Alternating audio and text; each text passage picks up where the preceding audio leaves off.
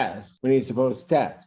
So it seems to me I have two options. I can let him go and say, oh, well, best wishes. Or what I can allow him to do is go back out there, use some more cocaine, and kill somebody else. Today we're in Judge Simpson's courtroom, and right out the gate, we've got a defendant who committed the crime every judge dreads more than anything, driving while intoxicated and taking someone's life in the process. There's no gray area, no confusion, no oops moment. This is the case that shakes a courtroom to its core. And somehow, this man treated the entire situation like it was a minor scheduling conflict he had to just shuffle around. He went right back to using illegal substances as if nothing happened, like the death he caused was just a tiny inconvenience. Watching him stroll into court with that blank, detached attitude almost feels unreal. Judges see a lot, but this level of denial hits different. And honestly, I have to ask, how do you look at a tragedy you caused and decide it's not that deep? Let's go ahead and dive in. Thank you, Judge. I have spoken to Mr. Edmonds about this case. It's going to do some further look at the matter to see where we stand in terms of an offer. We're asking just for an adjournment for a couple of weeks of the PCC. And then I need to address his, it's not a bond violation yet, I don't believe, but it's a bond report where Mr. Croy given permission to test in Genesee County. He signed up for a program, DNA testing in Genesee County. That program did not release testing results to the community corrections unless he was positive. Hold on a second. That's not what I have. Do you have his progress report? The one that I have, I do have a progress report. I don't from August 28th? I don't believe that's the date. Let me check.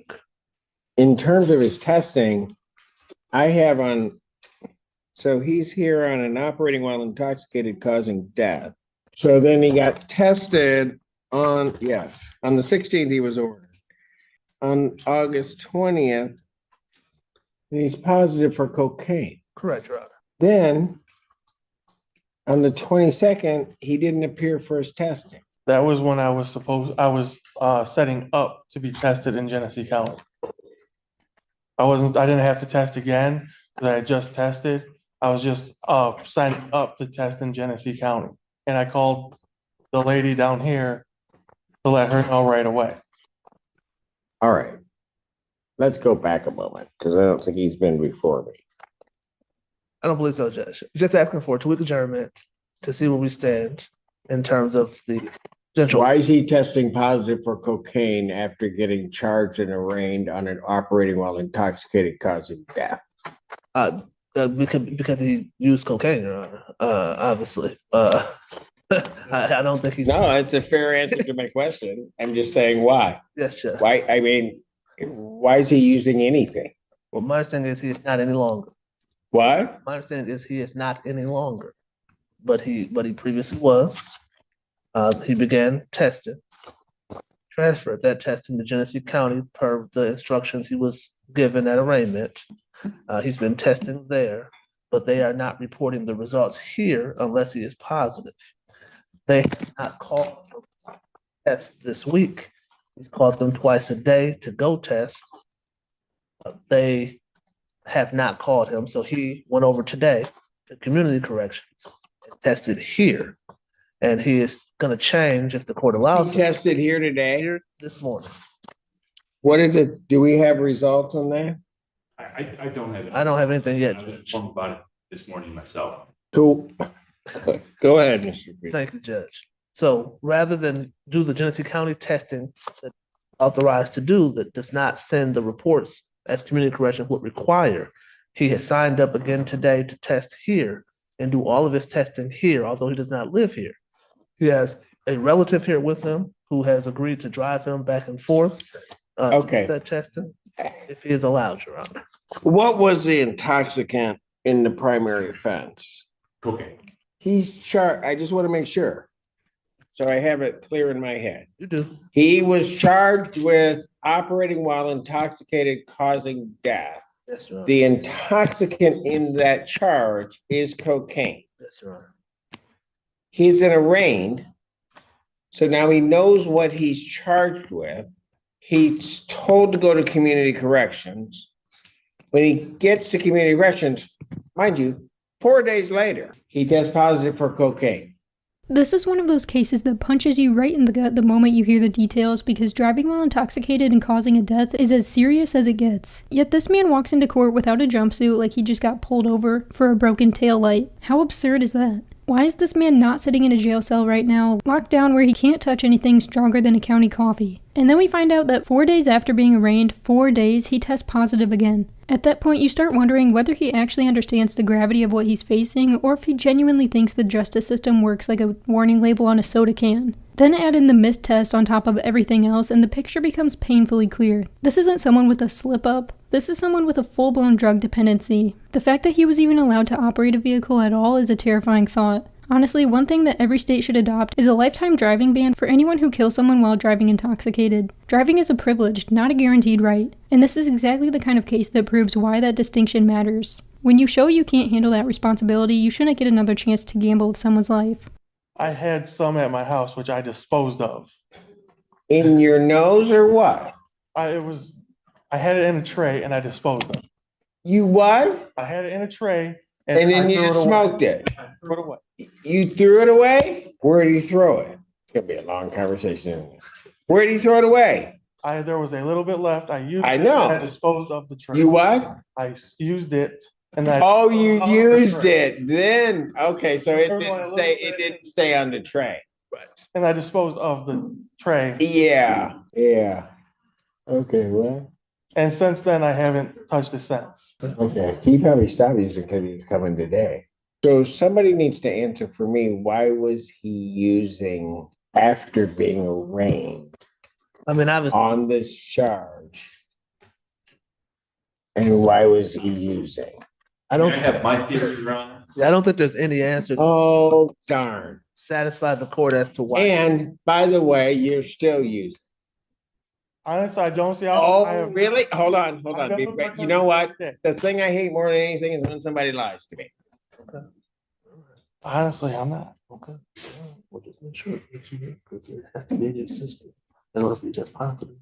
And if you, that it's been signed. Council, approach briefly. You wanna see this? That's my copy though. Yeah, this is the one he took today.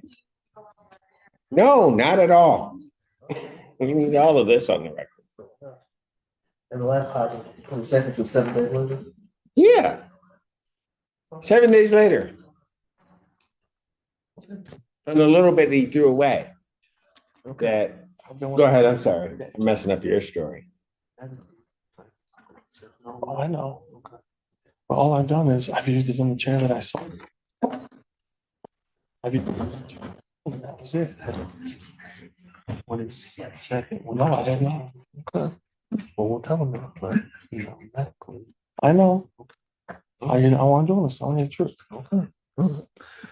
'Cause my- To answer your my previous conscience is not question, wrong. Judge, why? Oh, he's positive for cocaine. Judge. Just And so that we know. thank you, Judge. And to answer your previous question as to why he's still using after being arraigned, Sure. clearly he has a problem, Your Honor. There's no answer I can give you that can justify use of cocaine after arraignment when it's an illegal. He doesn't have any type of special license to allow him to use cocaine, Judge. So clearly he has a problem. He is willing to fix that problem when you test him there. He is working and he did voluntarily come here today and take a test. So he's asking you to not say that. Right. No. No, you didn't have to say. Right, anything else? All I can say, Your Honor. So to the positive test, Your Honor, I have no explanation, aside from what he already told you. Which positive test? The First one or this one? The first positive test. Your Honor. Oh, The okay. explanation he gave you is that he used it and then threw away the tray. After he was arraigned, after he was ordered not to use, have no explanation, Your Honor. He'll just ask for mercy from the court on that, and he is willing to get any treatment that the court would allow him to take place. Except that he can't follow the court's order. I don't know how he's gonna do treatment. And the other thing is, he doesn't test when he's supposed to test. So it seems to me I have two options. I could let him go and say, oh, well, best wishes. Or what I can allow him to do is go back out there, use some more cocaine and kill somebody else. I'll let you know. Not doing it. Understood, Judge. Defendant's bond is revoked. Defendant remanded to the Washington County Jail. I'll set his hearing September 12th, 2024, 9 a.m. for probable cause. That moment right there was Judge Simpson's absolute last straw, because if there's one thing this judge refuses to tolerate, it's a defendant bold enough to lie straight to his face. And this guy didn't even lie well. He lied with the confidence of someone who thought he was auditioning for a discount courtroom drama. Whatever tiny sliver of leniency existed, which he didn't deserve to begin with, evaporated instantly. The man has a full-on drug problem, plain and simple. Killing someone didn't sober him up, testing positive 4 days later didn't sober him up, and now he shows up to court today still testing positive. You almost have to sit there and ask yourself what kind of thought process leads someone to sniff something before heading into a courtroom where their freedom is literally on the line. That whole "I threw the rest away" line, please. He probably has enough hidden stashes to stock a pharmacy if you checked every drawer. And then his defense tries to float rehab like it's some magical shortcut to redemption. What a joke. You don't get to take a life, then beg for the easy route. The only rehab that's going to work for him is the one with metal doors and scheduled head counts, because that's the only place he's going to be forced to sober up. And let's be honest, the moment we heard those charges, we all knew his bond was getting yanked on the spot. Court does call the case. People versus Jade Lathan. Kenneth Overwater, Assistant Public Defender, on behalf of Ms. Lathan, who is approaching. Your name, ma'am? I'm J. Ruth Bay, the nationality of Moorish American, beneficiary of the Principal Jade Lathan, and I'm making this special appearance at District 15, Michigan Court of Law under threat, duress, and coercion. I'm asking the prosecutor to dismiss this case on the grounds that there is no injured party. Plus, I have the right to a speedy trial, and this is the 5th time I've made an appearance for this in the case in the court of law since February 2024 for the arraignment. Since the arraignment, when the Ann Arbor Police Department apprehended me unlawfully and kidnapped me, forcing me to take fingerprinting and a mugshot when I am not a criminal. Officers Morgan Parker 15400 and AA Condolis 02002 claimed I fit a so-called description and also violently attacked me and produced a false police report against my person. These officers falsely accused me of committing crimes that the tapes do not show me doing at all. These tapes do not show me doing at all any of the things that I'm being accused of, as I've never harmed another person in my life, and certainly not an officer of the law. I have also not disturbed the peace, and I have on file with the public defender, Kenneth Overwater, right here to my left, a character letter from my former teacher proving that I've always been a well-behaved student, and have always gotten good grades and have no history of foul play or violence, which is still true to this day. My legal representation on the day of the arraignment on February 2024, who helped grant me my freedom on bond, has already stated on the record that I have no history of violent offenses, which is the truth. And I assume why I was granted my freedom from police custody. I would lastly like to say that on March 11, 2024, I was denied 2 main sources of evidence for my case via my personal FOIA request that would have easily shown my innocence. These 2 things are the mobile gas station cameras, and that will show the young boy already on the phone when I walked into the gas station. But either way, I was not at all acting out of the ordinary or belligerent. I was nothing but kind to everyone in that store. And I'm nothing but peaceful, and I'm saddened that I have been accused of behaviors that are not true. And I would like to exclaim that I'm a victim of a false 911 police call when I had no idea I only know that because of the police report that I got after the fact. I humbly ask both the prosecutor and the judge that this case be dismissed, because I have school and I have church to attend, and my college studies have already began on August 26th at the community college. And I'm asking you to grant me my justice from this, taking up my time, because my time is very valuable to my community and I would once again like to motion to settle this case for full dismissal in a speedy manner, because this case has already been in default judgment since the date of March 7, 2024, and I yield. All right, so that we know that the review of the court's file, I've heard everything that the defendant has said. Court's review of the file, that none of the requests to adjourn were at the request of the people. It was always at the request of the defense in terms of any delay in these proceedings. Secondly, I do not need a response from the people. If I consider that a motion to dismiss, that motion to dismiss is denied. Where do we need to go now, Mr. Overwater? Just be asking for an adjournment of the problem. Charged with DUI causing death and still using cocaine.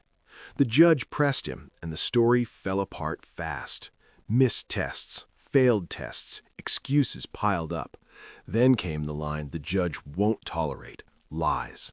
Final decision: bond revoked, remanded to jail. No mercy, no second chances. Adjournment of the probable cause conference. Any objection from the people? No, Your Honor, I have offered a misdemeanor offer of 1 count of attempt resisting obstructing the police. I'll leave that offer open to the next CCC. September 19th, 2024, 9 a.m. In this matter, thank you. Thank you, Your Honor. And speaking of unbelievable courtroom moments, did that second defendant at the end really think that speech she gave was going to wipe her entire case clean? She threw out claims of police brutality, false accusations, and no evidence, then backed it up with a character reference from an old teacher. She might as well have printed a motivational quote off of Pinterest for all the legal value it had. Everything she said was just words, nothing proven, nothing documented, nothing that even remotely resembled actual evidence. It genuinely sounded like she Googled how to convince a judge you're innocent and read the first script she thought sounded poetic. The entitlement was loud too. She talked like the court should just accept her truth because she believes it, even though she never presented a single concrete fact. And that's exactly why her motion to dismiss got denied without hesitation. I'm honestly curious how her next hearing will go, but something tells me she's walking in with the same overconfident energy. What do you think? Is she in for a reality check or another dramatic monologue? Let me know down below. Thanks so much for watching. Don't forget to like and subscribe, and I'll catch you in the next one.